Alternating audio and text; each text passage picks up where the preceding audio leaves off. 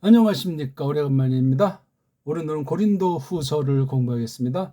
본문이 어떻게 틀이 짜여져 있나 얼개를 공부하는 시간입니다. 114강 고린도 후서 12장 1절을 볼 차례입니다. 오늘 내용 보면은 뻐긴다는 말과 계시 이런 말이 아주 정반대의 성격을 갖고 있는 두 낱말이 핵심으로 겉보게 나와 있기 때문에 그렇게 이제 두 틈을 정해 본 겁니다.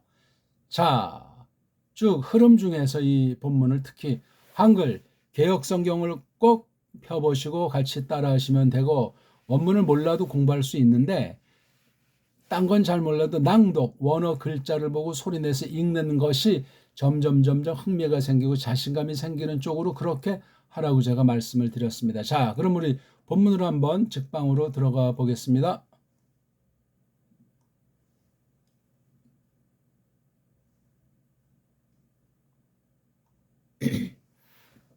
자, 오늘 고린도후서 12장 1절입니다. 같이 한번 읽어보도록 하겠습니다.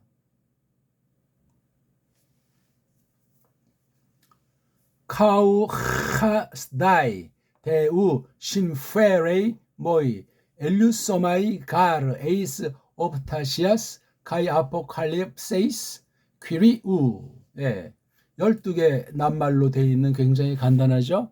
자, 이게 과연 한 덩어리를 이루고 있나, 어떤 것을 근거로 볼 수 있죠? 가르자예요.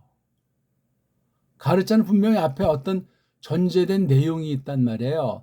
한 글월이 됐든지 한 단락이 됐든지 흐름이 있는 거예요. 물론 이게 최종 말이 아닐 땐 뒤에 거랑도 관련이 된다는 사실을 절대로 까먹으면 안 되겠죠?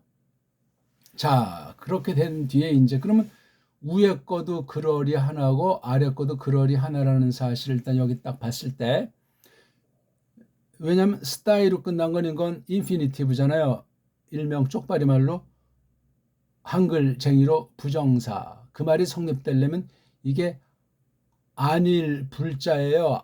그래서 이걸 불정사라고 해야 돼요. 정해진 게 없는 낱말이라는 말이죠.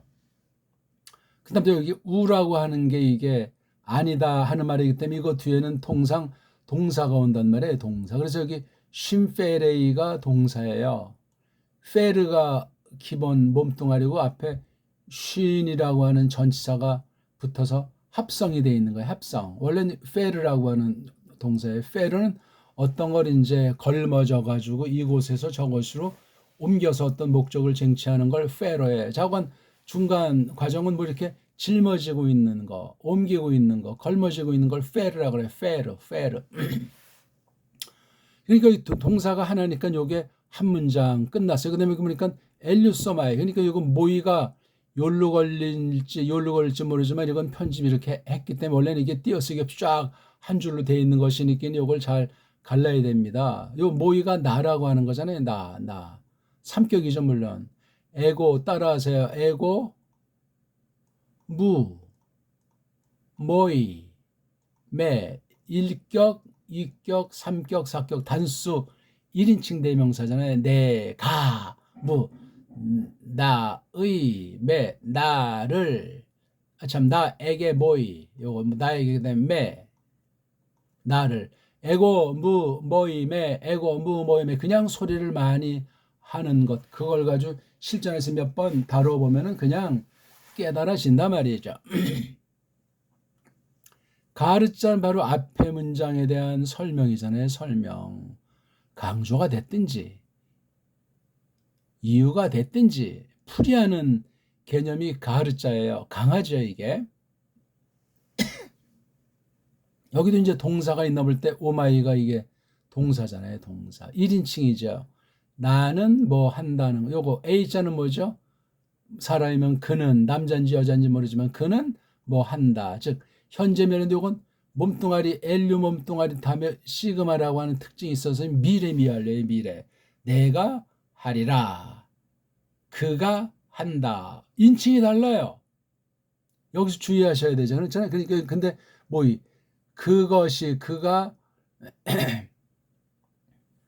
페루 옮기는데 쉼팍 옮기는데 나에게 또는 뭐 나를 위해서 뭐 아무튼 요거 삼격의 뉘앙스를 부리면 돼요. 근데 이건 내가 하리라, 엘류를 하리라 이렇게 돼 있잖아요. 그러니까 요 두 관계가 이 동사가 참 중요해요.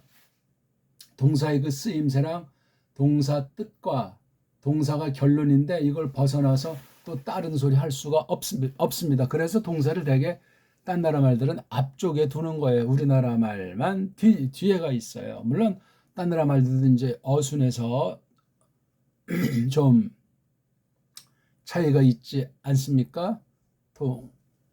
통사론이라고 합니까? 뭐라고 합니까? 아무튼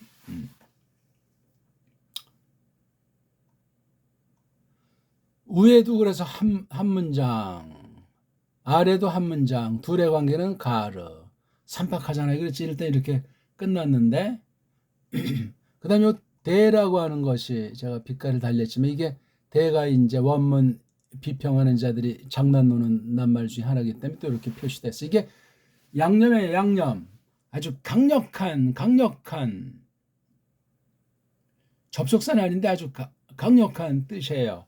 앞에 문장 우리가 지난주 봤던 거 11장 30절부터 33절까지 넉절 이 문장과 연계가 되어 있는 거예요. 그렇죠? 관련해가지고 재밌는 건 이게 카우 하스다이 데인데 여기는 카우 하스다이 데이 그랬잖아요. 데이. 예? 카우 하스다이 데이. 요게 여기서는 대라고 그렇기 때문에 요런 식으로 바꿔야 된다 하는 자들이 이게 바로 가짜들 원문 비평하는 자들의 장난이에요. 이거 뭐 바꾼다고 뭐가 나오고 참 할 일 없으면 발 닦고 잠이나 잘 것이지. 원문을 모르고 조금 부패한 이성주의자들은 그 자기 정욕에 끌려가지고 그게 뭔가 있나 보다. 그걸로 거의가 다 쏠리게 됐어요. 왜? 압도적인 다수가 99.9%가 그런 비평 원리에 다 물들어 버리기 때문에 아무리 정통 신학을 가지고 자유주의 신학을 비평하는 사람들도 정신 안 차리면 100% 자유주의 신학의 논리에 빠져들지 않을 수가 없어요. 비록 이런 거 하나 낭독하는 거라든가 문법理論이라든가 해석 원리 같은 것들을 어영부영 또는 걔네들이 쓰는 용어 어떤 언어학 낱말이든 신학 낱말이들이 낱말의 그 전제가 뭐가 깔려 있는지 어떤 흉심을 품고 있는지 그걸 간파해야 되는데 그냥 배우기에 급급하고 새로운 거라고 하니까 왜 보수파에서는 원문을 그렇게 가르치지도 않고 하는 자들도 찾아보기 어려우니까 한다고 하는 극소수자도 멋대로 하면서 다 자유주의의 그 논리 전개 걔네들이 만든 문법책 걔네들이 만든 사전 걔네들이 쓴 주석 이걸 분별 없이 막 갖다 쓴단 말입니다. 언제나 그러했어요. 또 너무나 또 신랄한 말인 것 같아서 아무튼 그런 등등의 것들을 조심해야 된다 하는 거예요. 좋아요. 그러면 이게 위에가 이제 한 문장이고 아래가 또 이제 한 문장이잖아요. 그럼 뭐 어떤 게 센가? 보통 이걸 주절이다. 이건 종속절이다 해서 이 뒤에 걸 좀 졸로 보는 경향이 있잖아요. 아니 앞에 말을 하고 두 번째 말을 했으면 듣는 이가 보는 이가 어떤 잔상이 남겠어요? 뒤에 말이 남지요. 물론 앞에 말이 남을 수도 있겠지. 근데 이건 앞에 말을 놓고 또 이것도 대라고 하는 말을 닫기 때문에 앞에 11장 30에서 33과 아주 굉장히 강렬한 대조를 이루기 위해서 대라고 하는 아주 강력한 양념, 연결 노릇하는 이 낱말이 여기 등장하는 거예요. 근데 이걸 이런 말로 안 쓰고 데이라고 하는 동사를 쓰면은 이 문장이 갈라져야 돼. 그렇죠? 한 문장에 한 그런의 동사가 두 개가 되면 안 되니까 카우 하스다이 데이가 하나 그다음에 쉰페레이 모이가 하나 이래서 앞에 문장이 두 문장이에요. 그러면 이거 엘류소마의 가르는 요 앞에 문장 한 그럴에 대해서 풀이하는 건지 아니면 두 문장으로 된 우이 말덩어리 이 대목을 놓고 풀이하는 건지 그건 또 이제 해석이 뉘앙스가 차이가 나요. 차이가 아해 다르고 어해 다르다는데 그럼 과연 이게 대의로 해서 한번 우리 이것을 풀이를 해보도록 할까요? 과연 성립이 가능한지 또는 어떤 차이가 비롯되는지. 대의. 이건 대라고 읽어요. 대. 이거는 대인데 이거 A자는 이게 뭐냐면은 따로따로 애자고 또 이자로 걸러서 음절을 둘로 구분할 수 해야만 한다면 여기 뒤에 나오는 모음 위에다가 DLHS를 붙여서 대, 이 이렇게 구분해서 읽어야 한답니다. 근데 이건 A가 하나에 하나.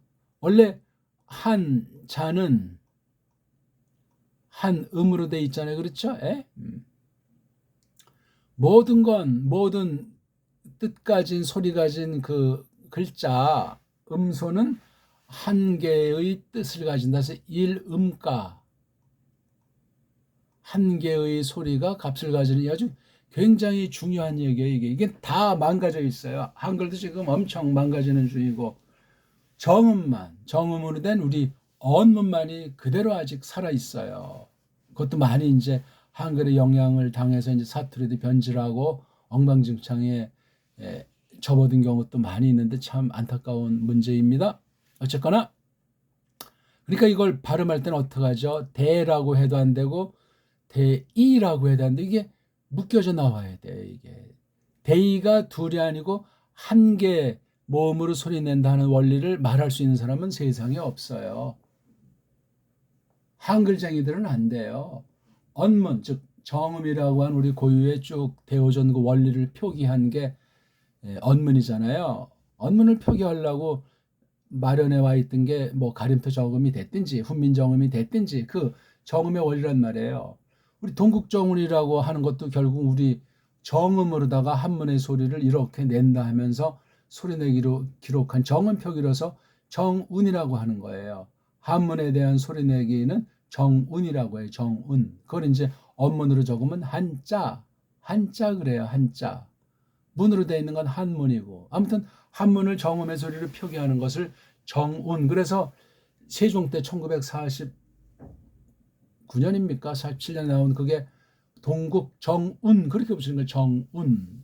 운은 뭐냐면 이게 리듬. 다시 말하면 초성중성 종송체계가 명료하다. 끝소리가. 근데 보세요. 저쪽 쪽발이 우리 한문 훔쳐가서 자기네 한자라고 하는 거 우린 동경이라고 하잖아요. 동경. 에? 이거 잘 쓰지도 못하겠네. 동력동이라는 것 있잖아요. 이걸 토라고 하잖아요. 토. 옛날엔 또라 해서 또어. 한 소리로 못 우리는 이건 동 그러잖아요. 동.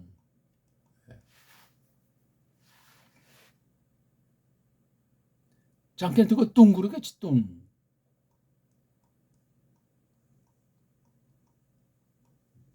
북은요. 이거 족발인 뭐라 그래요? 후꾸라고 합니까? 에? 우리 저쪽 북해들 뭐래요? 홋카이도 합니까?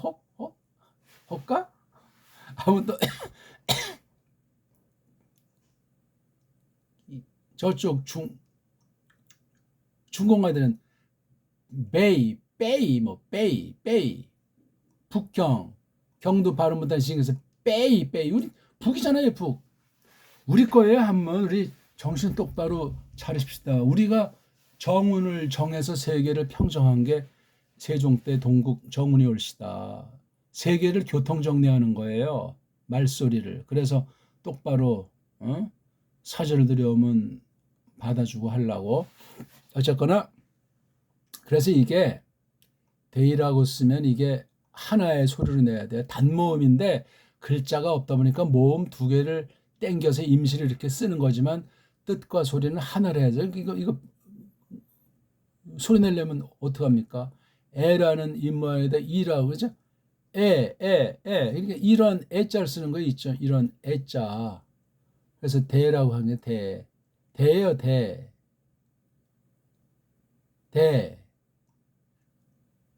근데 이렇게 읽지 않잖아요. 다 세계 모든 알파벳이 엉망진창 망가져 있기 때문에.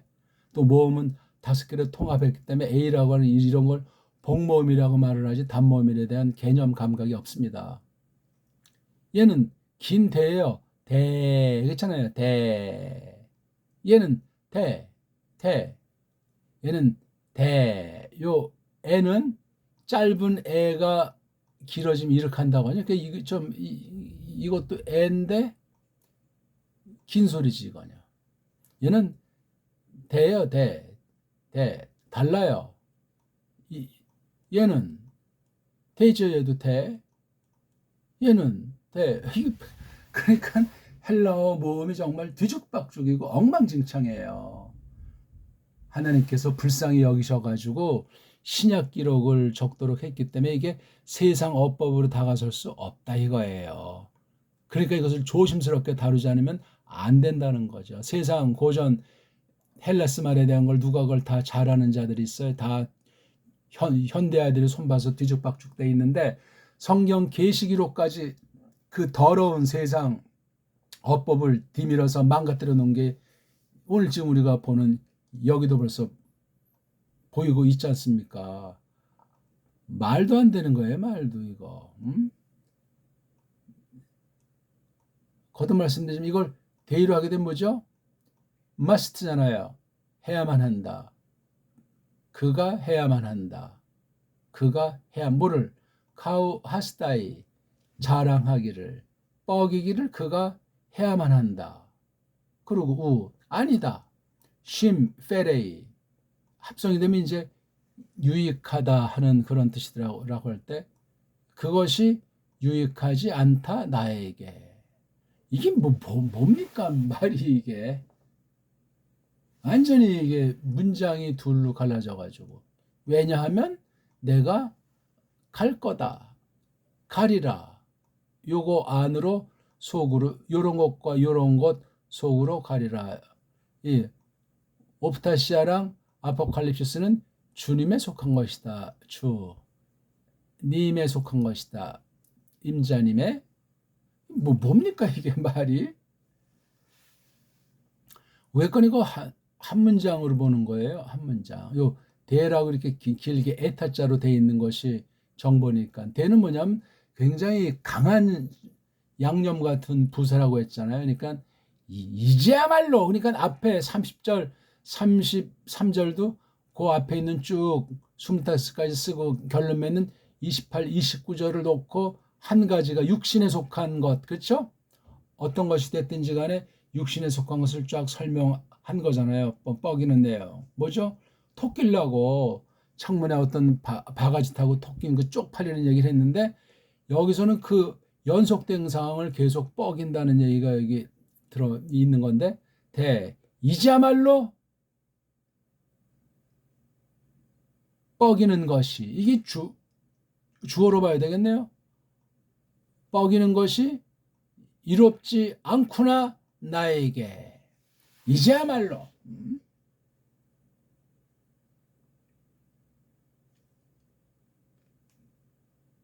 그러니까 원수가 가짜 선생이 쏙싹거렸잖아요. 그렇죠? 세상의 것을 가지고 또는 성경도 빙자해서 파울 가르침을 또는 파울의 이러저런 처신을 갖다 교묘하게 말을 돌려서 아주 큰 수라장이 발생한 것이 코린도스 에클레시아인데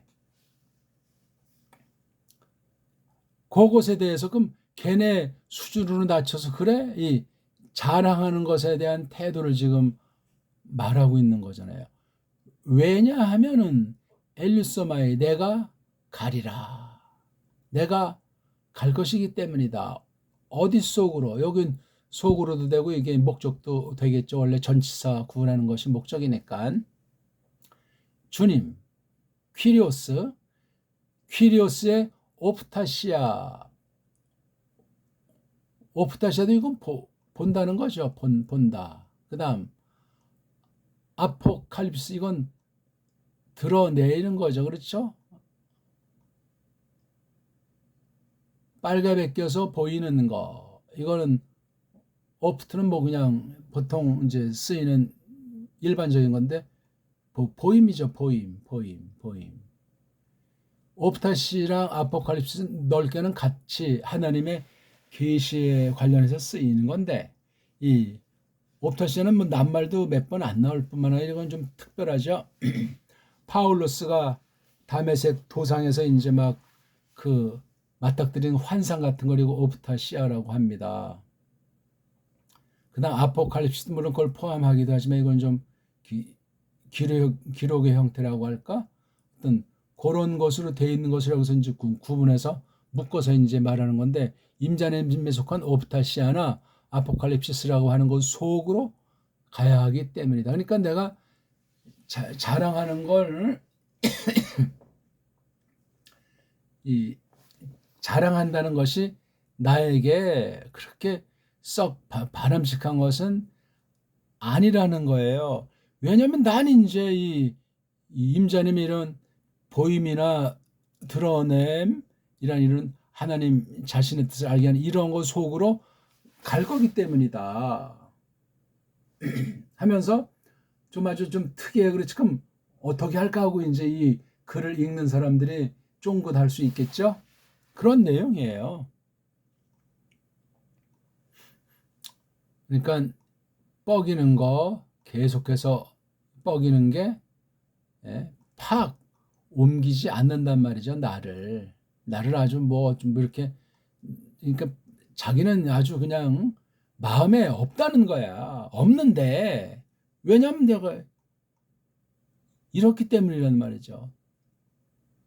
그럼 저기 감춰지는 건 한마디 더 하겠다 이런 말이 나오는 거야. 더 정말 이제 가짜들이 자기네 아주 뭐 이렇게 못난 것을 자랑하는 듯 하면서 은근히 은근슬쩍 자신을 높여가지고 속이지 않습니까? 바울로스는 더 완전히 그냥 다운시키는 내용이 12장 쭉 한 뭐 10절 언저리까지 보게 되면 완전히 그냥 사탄이 자기 몸에 가시를 박아놨다 이런 식으로 아주 굉장히 아주 심각한 육신의 고통이 있는, 쪽팔리는, 얼마나 쪽팔리면 사탄의 사자라고 하는 것이 가시라는 구실로 속에 박혀 있겠어요. 세 차례나 기도를 드린 거지만 응답이 없는 게 응답인 것을 확신한 그런 내용 아닙니까? 쪽팔림에 아주 극치를 그렇게 놓고 지금 묘사한 내용으로 이제 12장에 나오는데, 지금 여기 1절은 이렇게 표시가 되어 있답니다. 그래서 여기 대체 이지야말로 뻐기는 것이 팍 걸머지는 것이 아니다. 나에게 이로게 하지 않는다. 왜냐하면 내가 가리라. 옵타시아 보임, 내보임 속으로 또 드러냄, 빨개벗김 속으로 임자님에게 속해 있는